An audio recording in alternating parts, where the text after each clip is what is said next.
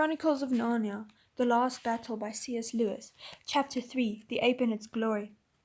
Master Horse, said Trinian as he hastily cut his traces. Have these aliens come to enslave you? Is Narnia conquered? Has there been a battle?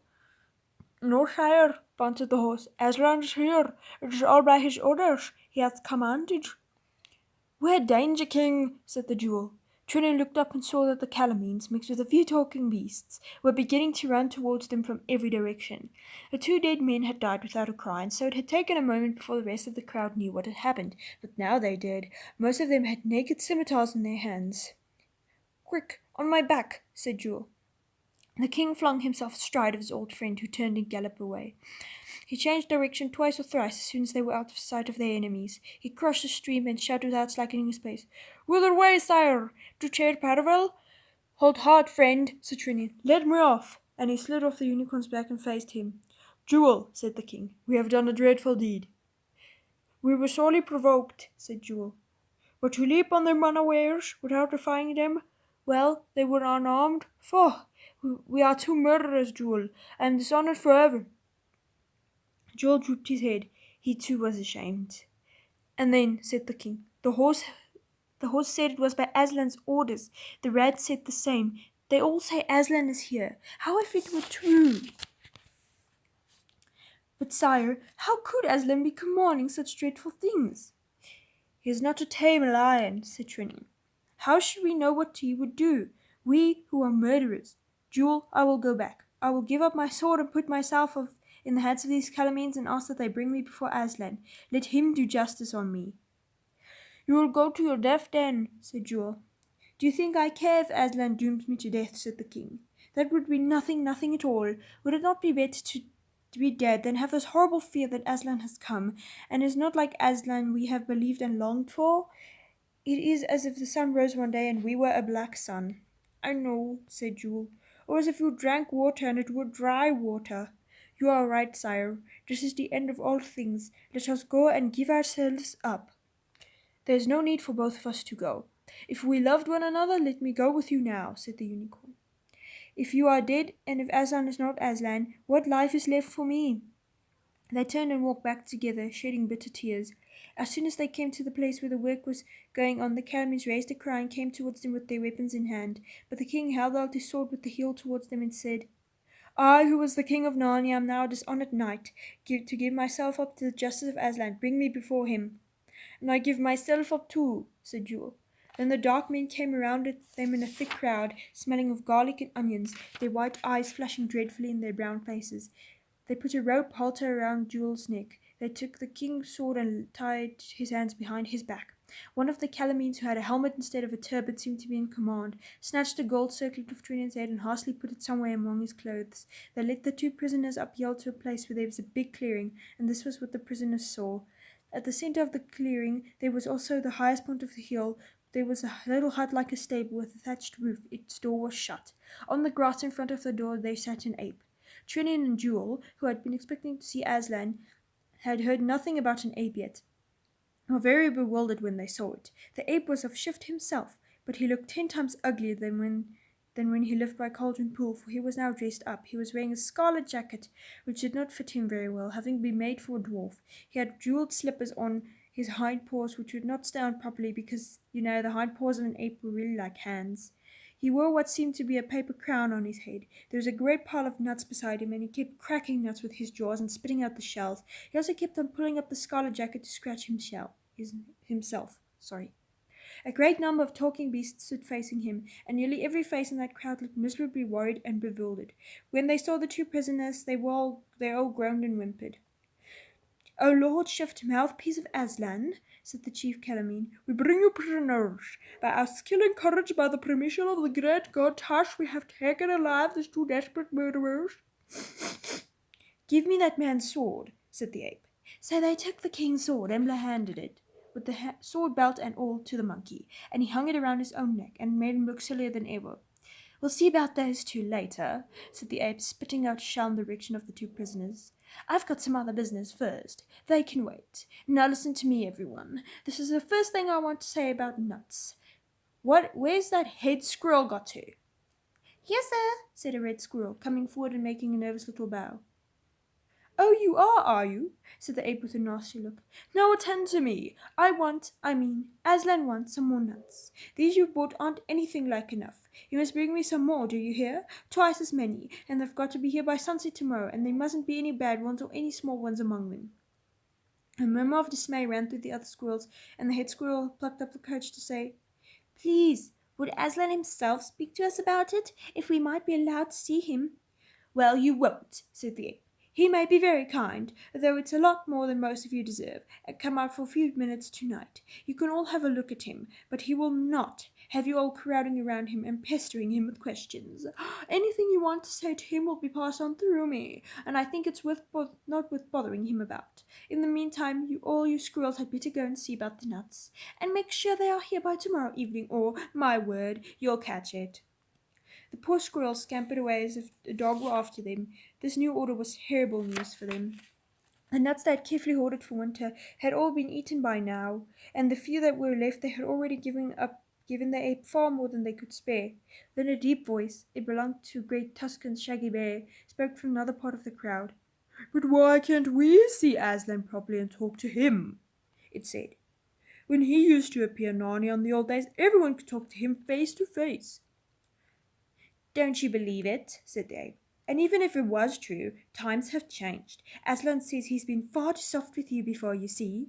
Well, he's not going to be soft any more. He's going to look you into shape this time. He'll teach you to think he's a tame lion. A low moaning and whimpering was heard through the beasts, and after that a dead silence which was more miserable still. And now there's another thing you've got to learn, said the ape. I hear some of you are still saying I'm an ape. Well, I'm not. I'm a man. If I look like an ape, that's because I'm very old. Hundreds and hundreds of years old. And it is because I am so old. It's not because I'm so old that I'm so wise. And it's because I'm so wise that I'm the only one Aslan is ever going to speak to. He can't be bothered talking to a lot of stupid animals. He'll tell me what you've got to do, and I'll tell the rest of you. Take my advice, and see you'll do a double quick time, for he doesn't mean to stand any nonsense. There was a dead silence, except for the noise of a very young badger crying and its mother trying to keep it quiet. And now here's another thing, the ape went on, fitting a fresh nut into its neck. I hear some of the horses are saying, let's hurry up and get this job of carting timber over as quickly as we can, and then we'll be free again. Well, you can get the idea out of your heads at once, and not only the horses either. Everybody who can work is going to be made to work in the future. Aslan has it all settled with the King of Calamin, the Tisroc, as our dark-faced friends the Calamines call him. As you horses and bulls and donkeys are to be sent down into Calamin and to work for your living, pulling and carrying the way horses such like do in other countries. And all you digging animals like moles and rabbits and dwarfs are going to work in the Tisroc's mines. And no, no, no, no, yelled the beast. It can't be true. Aslan would never sell us into slavery to the King of Calamin. None of that. Hold your noise, said the ape with a snarl. Who said anything about slavery? You won't be slaves. You'll be paid. Very good wages, too. That is to say, your pay will be paid into Aslan's treasury, and he will use it all for everybody's good. Then he glanced, and almost winked, at the chief of Calamin. The Calamine bowed and replied, in the pompous Calamine way, Most sedipant mouthpiece of Aslan, the Tisroc, may he live for ever, is wholly of one mind with your lordship in this ridiculous plan. I mean, destituous plan. There, you see, said the ape, it's all arranged, and all for your own good. You'll be able, with the money you earn, to make Narnia a country worth living in. There'll be oranges and bananas pouring in, and the roads and big cities and schools and offices and whips and muzzles and saddles and carriages and prisons. Oh, everything. But we don't want all those things, said an old bear. We want to be free, and we want to hear Aslan speak himself. Now don't you start arguing, said the ape, for it's a thing I won't stand. I'm a man, and you're only fat, stupid old bear. What do you know about freedom? You think freedom means doing what you like? Well, you're wrong. That isn't true freedom. True freedom means doing what I tell you. Grunted the bear and scratched his head, and found this a sort of hard thing to understand. Please, please, said the high voice of a woolly lamb, who was so young that everyone was surprised he dared to speak at all. What is it now? Said the ape. Be quick. Please, said the lamb, I can't understand. What have we to do with the Calamines? We belong to Aslan. They belong to Tash. They have a god called Tash. They say he has an altar. I don't believe there's any such person as Tash. But if there was, how could Aslan be friends with him? All the animals cocked their heads sideways, and all their bright eyes flashed towards the ape. They knew it was the best question anyone had asked yet. The ape jumped and spat at the lamb. Baby, he hissed. Silly little bleater, go home to your mother and drink milk. What do you understand of such things? But the others, listen. Tash is only another name for Aslan. All that good idea of us being right and the Calamines being wrong is silly. We know better now. The Calamines use different words, but we all mean the same thing. Tash and Aslan are only two different names for you-know-who. That's why there can never be any quarrel between them. Get that into your heads, you stupid brutes. Tash is Aslan. Aslan is Tash. You know how sad your own dog's face can look sometimes. Think of that, and think of all the faces of those talking beasts, all those honest, humble, bewildered birds, bears, badgers, rabbits, moles, and mice, all far sadder than that. Every tail was down, every whisker drooped. It would have broken your heart with pity to see all those faces. It was only one who did not look at all unhappy. He was a ginger cat, a great big Tom in the prime of life, who sat bolt upright with his tail curled around his toes, in the very front of all the beasts. He had been staring hard at the ape and the Calamine captain all the time, had never once blinked his eyes. "Excuse me," said the cat very politely, "but this interests me. Does your friend from Calamine say the same?" "Assuredly," said the Calamine. "The enlightened ape man, is in the right. Aslan means neither less nor more than Tash." "Especially, Aslan means no more than Tash," suggested the cat. "No more at all," said the Calamine, looking at the cat straight in the face. "Is that good enough for you, Ginger?" said the ape.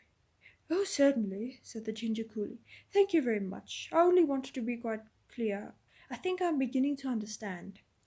Up till now the king and Jewel had said nothing. They were waiting so the ape should bid them to speak, for they thought it was no use interrupting. But now, as Trina looked round on the miserable faces of the Narnians, and saw how they could all believe that Aslan and Tash were one and the same, he could bear it no longer. "Ape," he cried with a great voice, "you lie damnably. You are like a Calamine. You lie like an ape." He meant to go on and ask how the terrible god Tash, who fed on the blood of his people, could possibly be as the same as the good lion by whose blood all Narnia was saved. If he had been allowed to speak, the rule of the ape might have been ended that day. The beast might have seen the truth and thrown the ape down. But as soon as he could say another word, two Calamines struck him in the mouth with all their force, and a third from behind kicked his feet from under him, and as he fell, the ape squealed in rage and terror. "Take him away! Take him away! Take him to where he cannot hear us, nor we can him. There, tie him to a tree. Aslan will do justice on him later."